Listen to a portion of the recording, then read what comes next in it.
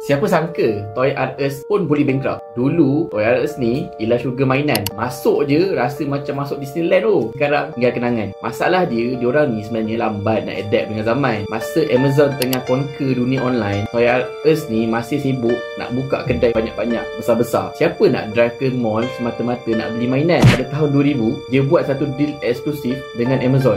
Kononnya hanya Toys R Us saja yang boleh jual mainan kat Amazon tu. Tapi sebenarnya Amazon ni pun bijak juga. Lepas tu dia bagi seller-seller lain pun jual mainan juga. So Toys R Us ni rasa ditipu tau. Dan diorang start saman Amazon.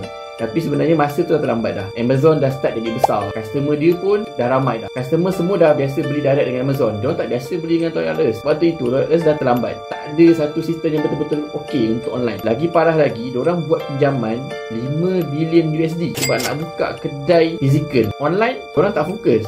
Tahun 2017 start bankrupt. So apa yang boleh kita belajar daripada sini? Jangan bagi bisnes kita bergantung pada platform orang. Bina channel sendiri. Zaman sekarang ni siapa cepat adapt, dia yang menang. Contoh sekarang ni, kalau kita buat dekat social media, kita kumpul semua orang dalam platform. Database tu kita kena pegang. So cuba cari jalan macam mana kita dapat pegang database. Kita boleh panggil kita punya customer tu bila-bila masa.